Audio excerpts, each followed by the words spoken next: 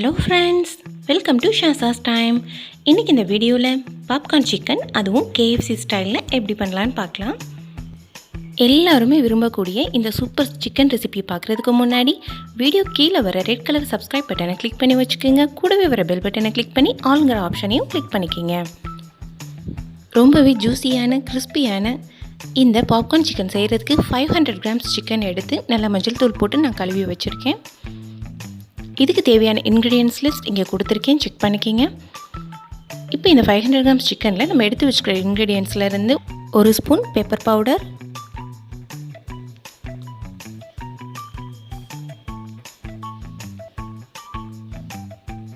1 spoon chilli flakes,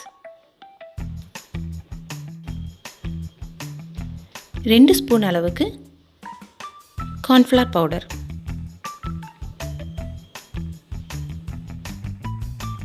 1/2 spoon அளவுக்கு vinegar, 1 spoon அளவுக்கு soya sauce.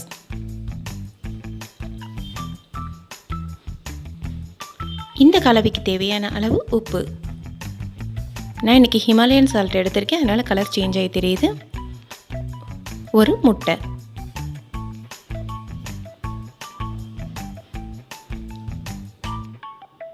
இது எல்லாத்தையுமே இப்போ நல்லா கலந்து விட்டுறலாம்.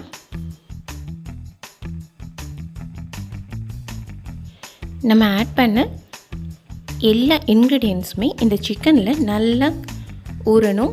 அதுக்கேற்ற மாதிரி நல்லா மிக்ஸ் பண்ணி ஒரு 10லேருந்து 15 நிமிஷம் நம்ம ஊற விட்டுறலாம்.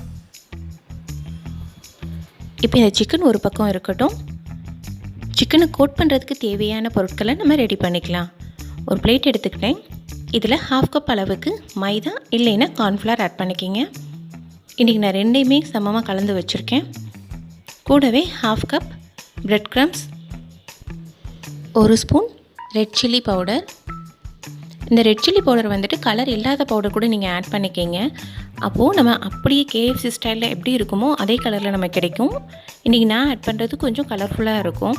ஸோ நமக்கு அதை பார்க்க பாப்கார்ன் சிக்கன் வந்துட்டு நல்லா ரெட் கலரில் தெரியும்.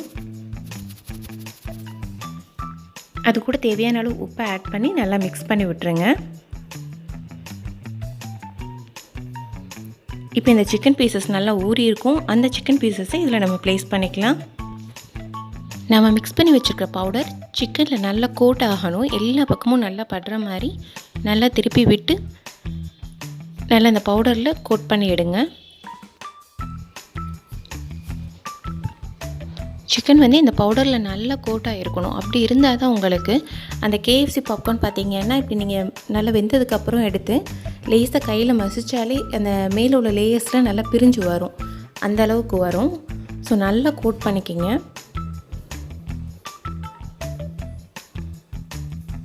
நீங்கள் கையிலேயே கூட நல்லா பரட்டி விட்டு நல்லா அந்த பவுடர் அதில் கோட் ஆகிற மாதிரி பண்ணுங்கள்.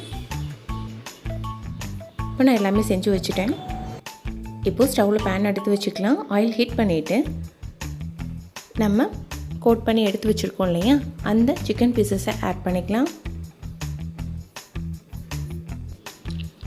ஆயில் ஹீட் ஆனதுமே மீடியம் ஃப்ளேமுக்கு சேஞ்ச் பண்ணிவிட்டு சிக்கன் பீசஸை ஆட் பண்ணுங்கள். இப்போ ஒன் சைடு குக் ஆகிறதுக்கு ஜஸ்ட் 4 to 5 மினிட்ஸ்லேயே நல்லா குக் ஆயிரும். உங்களுக்கு குக் ஆனதுமே அதை டர்ன் பண்ணிவிட்டு நெக்ஸ்ட் சைடையும் நல்லா வேக விட்டு எடுங்க. இந்த பாப்கார்ன் சிக்கன் ஒரு நல்ல ஈவினிங் டைம் ஸ்நாக்காக இருக்கும். அது மட்டும் இல்லை, யாரும் கெஸ்ட் வந்தாங்கன்னா அவங்கள சர்ப்ரைஸ் பண்ணுறதுக்கும் இந்த மாதிரி செஞ்சு கொடுங்க. ரொம்பவே டேஸ்டியாக இருக்கும். எங்கள் வீட்டில் சின்னவங்கலேருந்து பெரியவங்க வரைக்கும் எல்லாருமே இதை நல்லா என்ஜாய் பண்ணி சாப்பிட்டாங்க.